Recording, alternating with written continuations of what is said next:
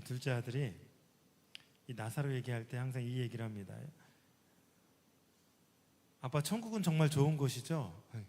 그래서 맞아, 천국 진짜 좋지. 그곳에 가면 다시는 우리가 사는 세상으로 오기 싫겠죠? 이렇게 물어보는 거예요. 그래서 아마도 그렇겠지. 이제 제가 얘기하니까, 아빠, 그러면 나사로 입장에서는 예수님이 살려주신 게 별로 축복이 아니고 저주잖아요. 그렇게 얘기하는 거예요. 그래서 왜? 그러니까 천국이 계속 살 수 있었는데 좋다 했는데 예수님이 불러내서 바로 왔다는 거예요.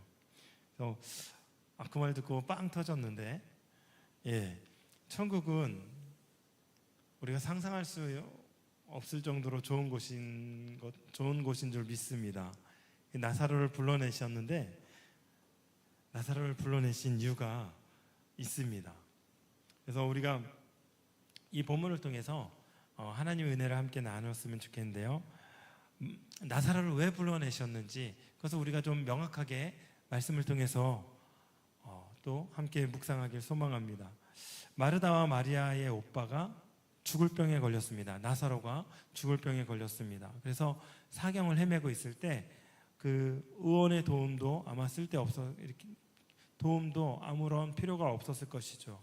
그래서 오직 예수님만 살릴 수 있다는 그 믿음으로 이 두 자매는 오빠를 살리기 위해서 나사로의 소식을 예수님께 전합니다. 사람들이 예수님 그 나사로의 소식을 가지고 예수님께 가서 당신이 사랑하는 이 나사로가 병들어서 죽게 되었습니다, 이 소식을 전했을 때 예수님은 자기가 사랑하는 나사로의 죽음을 이렇게 모른 채 하는 것처럼 바로 그 나사로에게 달려가지 않습니다. 오히려 이틀을 거기서 더 유하다가 나사로에게 갑니다. 여기서 저는 예수님이 사랑하시는 자 나사로 그렇게 표현을 했는데 왜 바로 가지 않았을까? 사랑하면 급하게 바로 가셔야 되는 거 아닙니까? 예전에 제가 2017년도에 여름사역, 요맘때예요. 여름사역을 하는데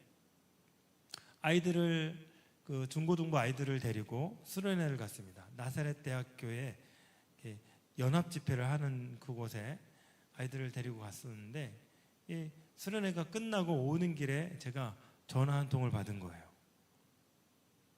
이번에도 둘째 이야기인데, 둘째가 그 횡단보도에서 트럭에 쳐서 교통사고가 났다는 거예요. 제가 얼마나 놀랬겠습니까? 그래서 이 아이가 교통사고 났다는 소식을 듣고 제가 휴게소에서 맛있게 밥을 충분히 곱빼기로 먹고 또 커피를 한 잔 더 마시고 또 거기서 간식으로 그 핫바를 하나 더 먹고 감자를 먹고 이렇게 아이들과 천천히 휴식을 충분하게 취하고 왔을까요? 아이들을 데리고 오는데 제 마음이 너무 급한 거예요. 그래서 급하게 저는 교회로 달려왔죠. 그리고 이제 아이가 있는 병원으로 달려갔습니다. 그러니까 사랑하는 자녀가 어떤 긴급한 상황에 어떤 그런 상황에 있을 때 제가 지체할 수가 없는 거죠. 바로 달려가야 되는 거죠. 예수님은 왜 지체했을까? 예수님이 지체하신 이유가 뭘까? 근데 예수님께서 지체하신 이유가 성경에는 너무나 분명하게 나오는 것입니다. 예수님께서 왜 지체했는지 그 상황을 우리가 잠깐 보게 되면, 우리가 오늘 읽지는 않았지만 4절에 보니까 이렇게 말씀합니다. 예수께서 들으시고 이르시되 이 병은 죽을 병이 아니라 하나님의 영광을 위함이요 하나님의 아들이 이로 말미암아 영광을 받게 하려 함이라 하시더라. 여러분, 예수님께서는 다 계획이 있었다는 거예요. 할렐루야. 예수님께서 지체하신 이유가 있는 것입니다. 예수님의 계획은요, 하나님의 영광이 있었고 그 일들을 통해서 당신도 영광을 받으실 거라는 그런 계획이 있었다는 것입니다. 나사로의 가족은요 굉장히 슬퍼했을 것입니다. 왜요? 나사로의 가족은 이 예수님의 계획을 볼 수 없었거든요. 슬퍼다 못해 아팠을 것입니다. 예수님은 나사로와 그 마리아, 마르다 모두를 사랑하셨잖아요. 그런데 왜 빨리 안 오셨을까? 고통을 외면하시는 것은 아닐까? 이런 마음이 있었을 것입니다. 속히 가서 죽음 전에 임종을 보든지 아니면 죽기 전에 살려내야 한다고 생각했을 것입니다. 그런데요, 예수님은 오히려 이틀을 천천히 유하다가 그 베다니로 가신 것이죠. 나사로의 무덤 앞에 예수님이 도착합니다. 예수님은 사람들에게 말합니다. 돌을 옮겨 놓아라. 이미 시체가 썩는 냄새가 진동을 합니다. 마르다가 이렇게 얘기했죠. 시체 썩는 냄새가 진동합니다. 이 말은요, 더 이상 소망이 없다는 거예요. 죽었다는 거예요. 형상이 다 뭉개졌다는 거예요. 거기에 소망이 있겠습니까? 그 죽음에는 아무런 소망이 없다는 거예요. 그래서 예수님께 말하는 거예요. 이미 썩는 냄새가 진동합니다. 그래서 예수님께서 그 마르다의 말을 듣고 이미 틀렸네. 그러고 이제 끝났을까요? 아니에요. 오늘은 사실 이 앞에 우리 아이들만 있습니다. 교회 학교에서 제가 설교하는 느낌으로 그 기분으로 지금 설교를 하고 있는데요. 하나님의 은혜입니다. 돌을 옮겨 놓으라 이 말에 사람들이 돌을 옮겨 놓습니다. 여러분, 돌을 옮겨 놓아야 하는 이유를 아십니까? 돌이 예수님께서 살리고자 하는 그 생명을 가로막고 있기 때문입니다. 물론 예수님께서는 돌을 굴리지 않고도 나사로를 살릴 수 있습니다. 그러나 사람들을 통해서 돌을 굴리라고 하십니다. 사람들은 냄새 진동하는 그 돌무덤에서 돌을 옮겨서 뭘 보겠어요? 그 시체를 보는 거예요. 소망이 없는 것을 보는 거예요. 그런데 예수님께서는 그 시체에서 뭘 봐요? 우리 사랑이가 정확하게 말했습니다. 생명을 보는 거예요. 예수님이 뭐라고 말합니까? 한번 해볼까요?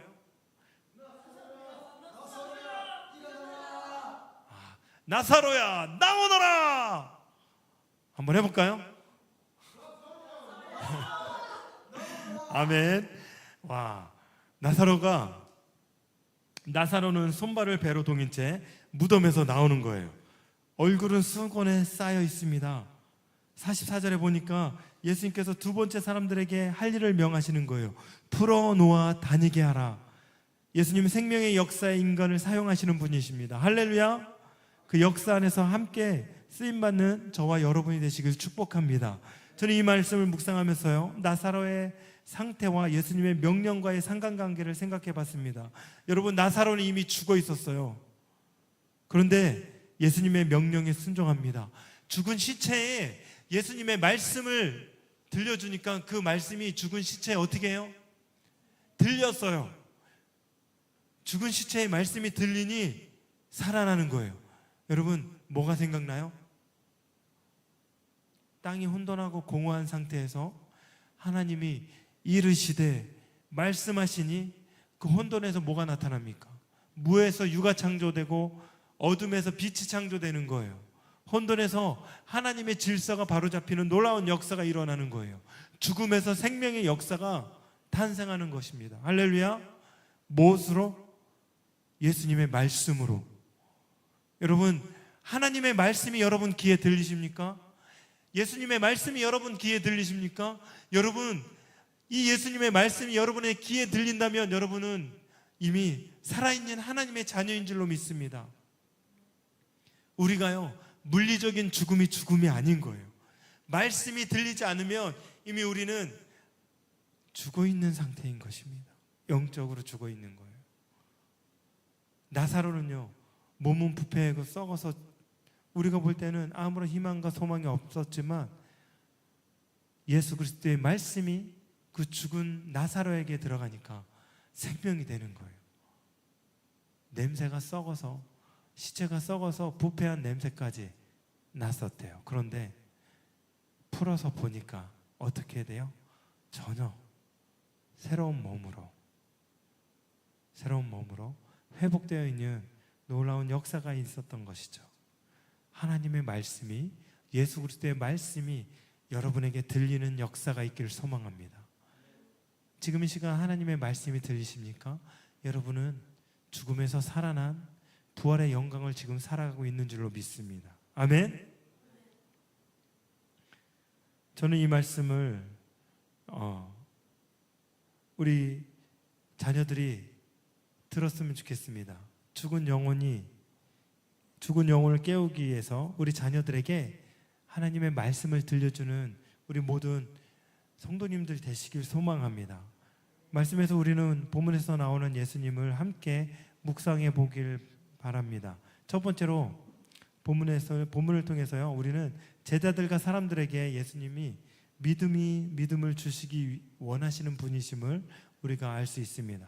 15절에 보니까 내가 거기 있지 아니한 것을 너희를 위하여 기뻐하노니 이는 너희로 믿게 하려 함이라. 그러나 그에게 가자 하시니, 여러분, 예수님은 제자들의 믿음에 관심이 있었어요. 그래서 그 사건을 통해서 제자들을 믿게 하려 함이라 말씀하시는 거예요. 우리는 생각합니다. 나사로를 얼마나 사랑하셨으면 나사로를 살리기 위해서, 죽은 나사로를 살리기 위해서 그곳에 가셨을까? 맞는 말입니다. 나사로를 너무너무 사랑하셨습니다. 그 가족을 모두 다 사랑했습니다. 지난주에 제가 그 향유 옥합을 부은 여인을 말씀드렸는데, 그 여인이 누구의 동생이었어요? 나사로의 동생이었잖아요. 얼마나 많은 사랑을 받았으면, 많은 은혜를 받았으면 자신의 과거와 현재와 미래를 다 쏟아부을 정도로 그 여인이 그렇게 향유 옥합을 예수님께 부었습니까? 마찬가지로 오늘 나사로를 그만큼 사랑하시지만 나사로만 사랑하신 것이 아니라 제자들을 사랑하신 거예요. 너희로 믿게 하기 위함이었다, 이렇게 얘기하는 겁니다. 왜요? 지체한 이유가 그랬다는 거예요. 예수님은 제자들에게 생명의 부활을 믿을 수 있는 기회를 만드셨습니다. 나사로에게 완전한 죽음을 맛보게 하셨고, 완전한 죽음에서 생명을 창조해내시는 예수님을 통해서 제자들이 부활을 믿게 하려는 의도가 있었다는 거예요. 한마디로 십자가의 죽음과 부활에 대한 예행 연습이었습니다. 예수님이 나사로를 살리신 것을 통해 제자들뿐만 아니라요, 보니까 유대인들이 예수님을 믿었다, 이렇게 성경 기록하고 있습니다. 요한복음 12장 1절입니다. 한 장 뒤에 보니까 나사로 때문에 많은 유대인이 가서 예수를 믿음이러라. 여러분, 성경에 나오는 이 사건들, 믿음의 사건들은요, 성경에서 예수님께서 그 특정한 인물을 위해서만 보여주신 사건이 아니라는 거예요. 그 사건을 보고 부활에 대한 믿음이 그 유대인들에게, 그 사건을 보는 모든 사람들에게, 제자들에게 있기를 소망했다는 거예요. 특히 누구에게요? 그 당시에 많은 사람들이, 이 성경이 기록되었을 때, 요한복음이 기록되었을 때 많은 사람들이 부활 신앙에 대한 어떤 그런 신앙이 조금씩 잃어가고 있었던 것 같아요. 예수님이 오셔야 되는데 핍박의 시간, 고통의 시간, 이런 인고의 시간, 예수님 믿는 것 자체가 죄인이라고 유죄 판결을 내리는 그런 시대에 유일하게 가지고 있는 것은 부활 신앙인데, 나도 예수님 얼른 오셔서 나도 정말 부활의 영광을 맛봤으면 좋겠다는 어떤 그런 사람들이 이제는 점점 기다리다 지쳐서 예수님을 멀리하려는 사람들이 있고, 부활신앙에 대한 그 신앙이 점점 멀어지려고 하는 그런 사람들에게 이 요한은 이런 메시지를 전하지 않았을까 하는 생각이 드는 거예요. 나사로의 사건을 통해서 당신들이 지금 살아가고 있는 이런 모습들 속에서 하나님은 반드시 부활의 영광으로 당신들에게 함께 하실 것입니다. 믿음을 지켜내십시오. 지금 눈에 보이는 현상과 상황과 고난과 아픔, 이것이 우리 신앙의 전부가 아닙니다. 여러분, 그것 때문에 걸려가 넘어지지 마십시오. 반드시 부활 영광을 여러분에게 주실 것입니다. 이런 것들을 초대교회 성도들에게 정말 전해주고 싶어서 그렇게 이 기록을 한 것이 아닌가, 그렇게 묵상을 해보았습니다. 여러분, 이 성경의 기록은요, 여러분의 믿음을 더욱더 장성한 분량까지 이르게 하기 위해서 이 성경이 기록되어 있는 줄로 믿습니다. 2000년 전에 기록된 이 성경이 2000년 전의 이야기가 아니에요. 지금 살아서 역사하시는 하나님의 말씀입니다. 할렐루야. 두 번째, 예수님께서 죽은 나사로를 살리심을 통해서 하나님의 영광을 드러내셨다라고 얘기합니다. 아까 제가 읽어드렸는데요, 11장 4절에 보니까 예수께서 들으시고 이르시되 이 병은 죽을 병이 아니라 하나님의 영광을 위함이요 하나님의 아들이 이로 말미암아 영광을 받게 하려 함이라 말씀합니다. 그리고요, 11장 39절에 또 보니까 예수께서 이르시되 돌을 옮겨 놓아라 하시니 그 죽은 자의 누이 마르다가 이르되 주여 죽은 지가 사흘이 되매 벌써 냄새가 나나이다, 이렇게 얘기합니다. 사람은요, 그 앞에 있는 문제를 바라봅니다. 예수님은 그 문제를 통해서 드러날 하나님의 영광을 바라보신 것입니다. 마르다는 죽은 나사로, 희망 없는 오빠의 시체를 보지만 예수님은요, 완전한 죽음에서 생명을 보는 거예요. 그래서 예수님이 도착하실 때 나사로는 이미 죽어서 4일이나 지나서 썩은 냄새로 진동하는 그런 상태에 있었지만 예수님께서는 나사로를 살리심으로 죽음에서 생명을 창조하실 유일한 분이 예수님이심을, 하나님의 아들 예수님이심을 증명하시는 것입니다. 할렐루야. 여기서 사람들의 시선과 너무나 예수님의 그런 시선이 극명하게 나눠지는 거예요. 요한복음 11장 37절에 보니까 그 중에 어떤 이는 말하되 맹인이 눈을 뜨게 한 이 사람이 그 사람은 죽지 않게 할 수 없었더냐, 이렇게 얘기합니다. 여러분, 사람들은 어디에 있어요? 사람들의 관심은 죽지 않는 것에 있었습니다. 그러나 예수님의 관심은요, 살리는 것에 있는 거예요. 모든 사람이 죄를 범하였음에 하나님의 영광에 이르지 못하더니 그 죄의 결과는 반드시 죽는 거예요. 그러면 죽음 이후에 생명을 우리에게 주시는 분은 누구다? 예수님. 하나님 나라를 이끄는 생명을 오직 예수님만 주실 수 있는 분이다. 그것을 예수님은 보고 계시는 것입니다. 문제 앞에서 현상에 고정된 시선을 현상 너머로 옮겨서 하나님의 영광을 보는 것이 믿음인 줄로 믿습니다. 아멘. 문제 해결이 최종 도착지가 아니라 문제 해결을 통해서 하나님께서 이루고자 하시는 그 목적, 그것이 최종 도착지입니다. 그 현상 너머 하나님의 뜻을 바라보는 믿음의 눈을 가진 우리 귀한 성도님들 되시길 축복합니다. 다시 말씀드립니다. 믿음이란 어려운 일을 당할 때에 어려운 일에 우리의 믿음의 시선을 빼앗기지 않고 하나님의 영광을 바라보는 것입니다.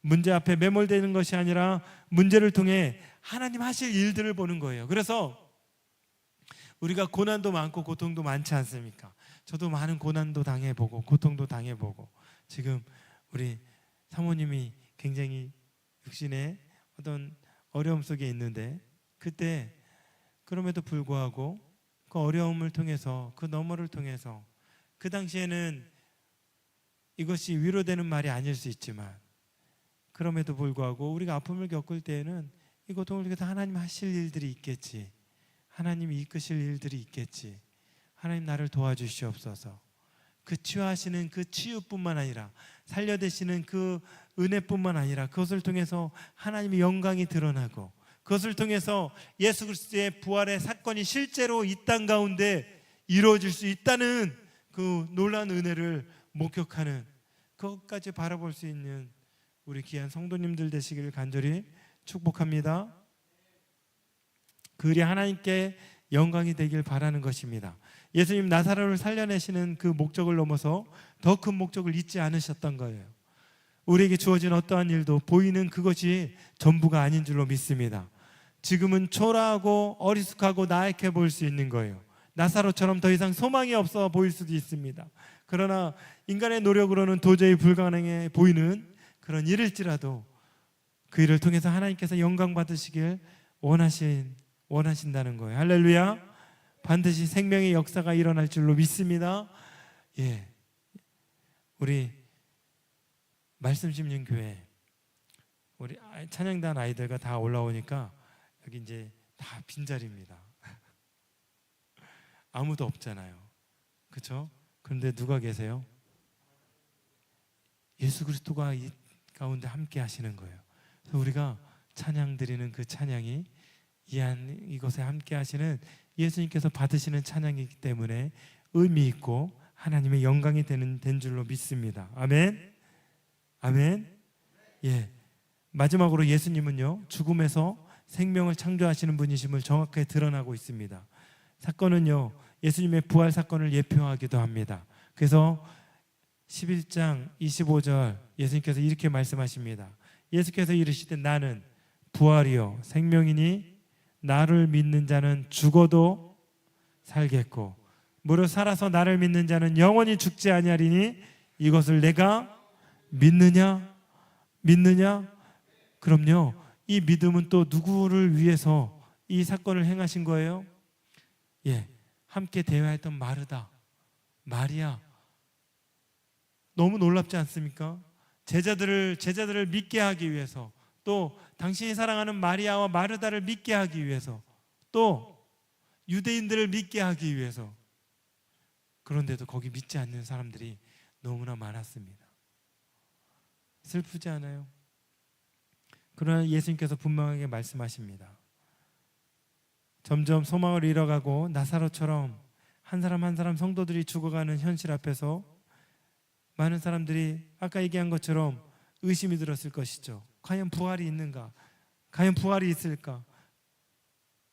나사로의 이 썩은 냄새나는 그 모습이 그 당시에 어떤 성도들의 신앙의 모습이었었던 것 같습니다. 정말 부패하고 더 이상 소망이 없었을 것 같은 그들에게 요한은 얘기하는 거예요. 아니야, 부활신앙은 있어. 예수님께서 보여주셨잖아. 나사로를 살려주셨잖아. 죽은 자들이 주님의 음성을 들으며 부활의 영광으로 나올 것입니다. 예수님께서는 죽음에서 생명을 창조하시는 분이십니다. 그러니 부활신앙을 꼭 지켜야 합니다. 아마 이 성경을 기록한 이 세례 요한이 그렇게 성도들에게 말했을 것이죠. 잠깐 죽음에서 다시 살아난 기쁨, 그 기쁨이 얼마나 크겠습니까? 나사로가 살아났을 때 어땠을까요? 나사로가 살았을 때 이렇게 꾸벅꾸벅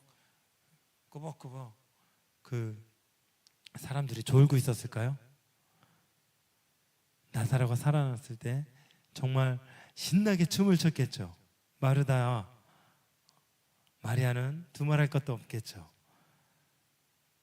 그렇게 죽은 생명이 살아난 기쁨도 그렇게 큰데 우리가 영원한 생명을 얻기 위해 우리가 부활한다면 얼마나 큰 기쁨을 우리가 누릴 수 있을까요? 그 기쁨이 우리에게 아마 지금은 주어지지 않았다는 게 어쩌면 복일 수도 있습니다. 너무 기쁨이 커서 우리는 어쩌면 알 수도 없었을 거예요. 그런데요, 잠깐 나사로가 죽었다 살아나는 기쁨도 너무 큰데 영원한 생명을 얻는 기쁨, 그 부활의 기쁨은 말로 우리가 표현할 수 없을 것이라는 거죠.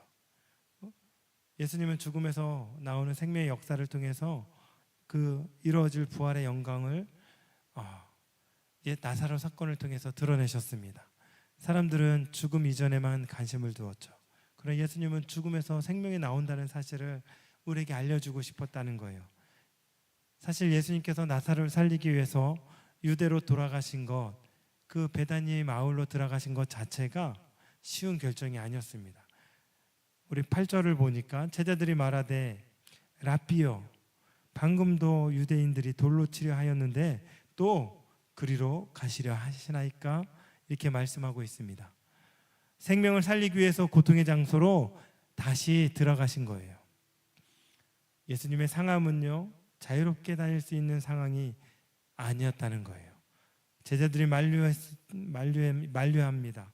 유대인들이 돌로 쳐서 죽이려 한 곳을 왜 가시려 하는지 이해가 되지 않습니다. 그런데 예수님께서 그곳으로 들어가시는 거예요. 누구를 살리기 위해서? 나사로를 살리기 위해서, 부활 영광을 드러내기 위해서. 제자들을 그 믿음이 제자들의 믿음을 위해서, 우리의 믿음을 위해서, 또 거기에 있는 많은 사람들의 믿음을 위해서 들어가십니다.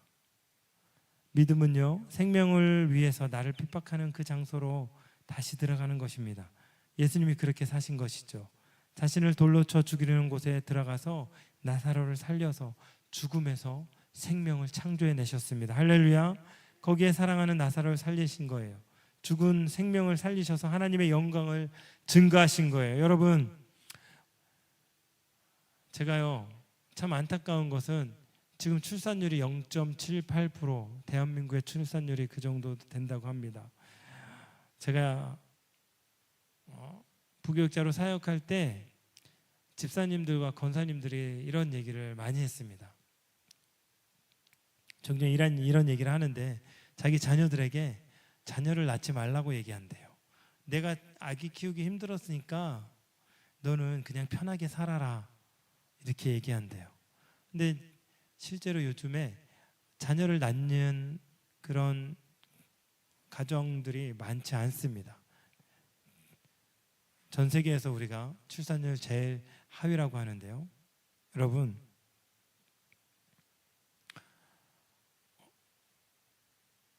저는 하나님께서 자녀를 낳는 기쁨이 자녀를 낳아서 얻게 되는 어떤 그런 고통보다 이루 말할 수 없이 100배, 1000배, 10,000배 이상 크다고 생각합니다. 근데 제가 안타까운 것은, 우리가 예수 믿는 사람이라면 최소한 우리가 예수님의 그 사랑 때문에 고통의 장소에 자신의 몸을 돌아보지 않고, 자신의 어떤 고통을 돌아보지 않고 고통의 장소에 가서 생명을 살려내신 예수님을 안다면, 우리가 자녀를 낳는 그 어떤 그런 고통의 장소, 희생의 장소를 외면하면 안 되는 것이죠. 하나님께서 우리에게 생육하고 번성하라, 땅에 충만하라, 우리에게 복을 주시기 위해서 이 명령을 하신 것인데, 그 명령은 신약 시대에 와서 만민에게 복음을 전파하라. 여러분, 복음을 전하고 있습니까? 복음을 전하지 않으면 우리 자녀를 낳아서 이 자녀에게 복음을 전해야 되는 것이죠. 생육하고 번성하는 놀라운 은혜가 있기를 소망합니다. 고통 없이는 새로운 생명을 얻을 수가 없는 거예요. 제가요, 다큐멘터리를 봤는데 그 다큐멘터리에 황제 펭귄에 대해서 나옵니다. 아주 오래전에 이 다큐멘터리를 봤는데, 남극은 10월이 되면 영하 50도의 극한 추위가 온다고 합니다. 그곳에 모든 생물들은 살 수 없게 된대요. 그런데 반대로 이 추위를 찾아서 모든 생물이 살 수 없는 그곳으로 이 황제 펭귄은 그곳으로 떠나는 거예요. 해안에서 100km 정도 떨어진 그곳에 이 펭귄들은 시속 0.5km로 걷습니다. 가다가 이렇게 비탈길이 나오면 배를 깔고 썰매를 타듯이 쫙 미끄러져 갑니다. 이렇게 배로 미끄러지는 것을 토보강이라고 합니다. 이렇게 토보강을 쭉 가요. 그렇게 해서 펭귄들은 약 20일 동안 아무도 살지 않는 그 죽음의 땅, 그 땅 이름이 오아보크 빙산이라고 합니다. 오아보크 빙산. 그래서 그곳으로 가는 거예요. 그런데 그 죽음의 땅을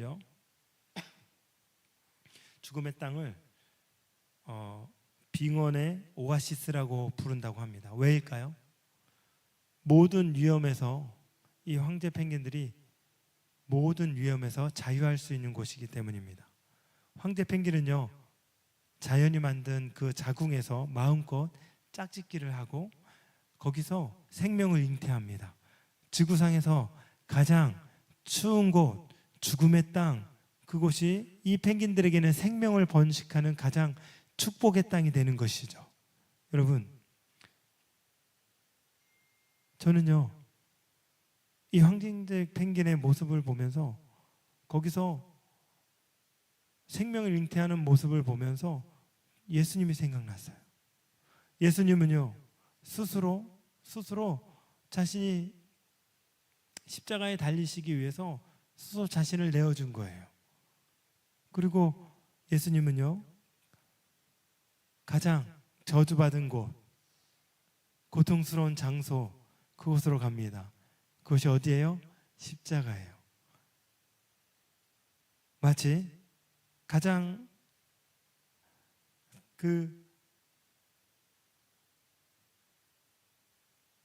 죽음의 땅이라고 하는 그 오아보크 빙산으로 간 이 황제 펭귄처럼 예수님도 그 죽음의 십자가로 당신이 그곳으로 가신 것이죠. 그곳에는요, 많은 사람들이 죽으면 끝이야, 가장 고통스러운 죽음으로 죽게 될 거야. 그런데 놀랍게도 그곳이 예수님께는 오아보크 빙산이었다는 것이죠. 거기에서 생명이 태어나는 거예요. 예수님의 죽음의 장소에서 부활의 놀라운 생명이 거기서 나오는 거예요. 그 예수님을 믿는 사람마다 멸망치 않고 영생을 얻게 하는 놀라운 역사가 그곳에서 나오는 거예요. 완전한 죽음에서 완벽한 부활이, 완벽한 생명이 탄생하는 것입니다. 여러분, 예수님께서요, 십자가의 고통과 아픔, 그것 왜 담당하셨습니까? 여러분에게 생명을 주시기 위해서, 우리에게 생명을 주시기 위해서, 영원한 생명을 주시기 위해서, 부활의 생명을 주시기 위해서 그렇게 십자가에 달리셨다는 거예요. 그것은요, 그 사랑을 받은 우리가 그냥 냉랭하게 살아가는 것이 냉랭하게 살아가는 것이 아니라 예수님처럼 고통의 장소에 가서 정말 많은 사람들에게 예수 그리스도의 복음의 능력을 증거하고 그 고통의 장소에 들어가서 비록 고통의 장소지만 생명을 얻는, 그 출산의 잉태의 기쁨을 얻는 그런 놀라운 역사들이 우리 가운데 있기를 소망합니다. 할렐루야. 완전한 죽음에서 완벽한 부활로 예수님께서 부활로 하늘 보좌에 예수님께서 오르십니다. 오아보크 빙산과 같은 죽음의 십자가에서 인류가 생명을 얻게 된 것입니다. 십자가는 생명입니다.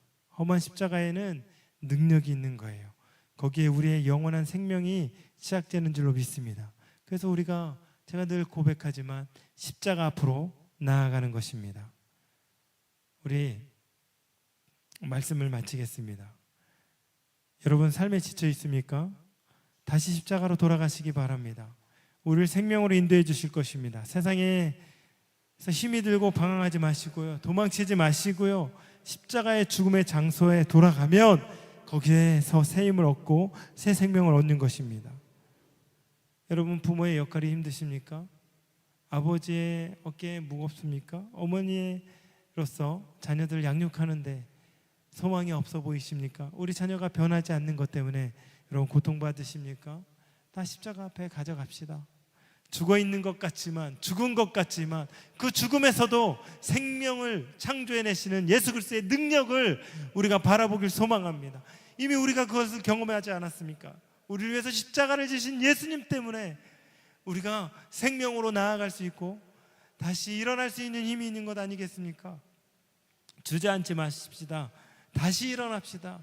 그래서 죽음이 아닌, 우리의 이 죽음의 현실이 고통이 아닌 다시 일어날 수 있는, 다시 생명으로 승리할 수 있는 예수님께서 그래서 우리에게 믿음을 더하시기 위한 하나님의 은혜의 그런 과정임을 우리가 잊지 않는 우리 귀한 성도님들 되시기를 간절히 소망합니다.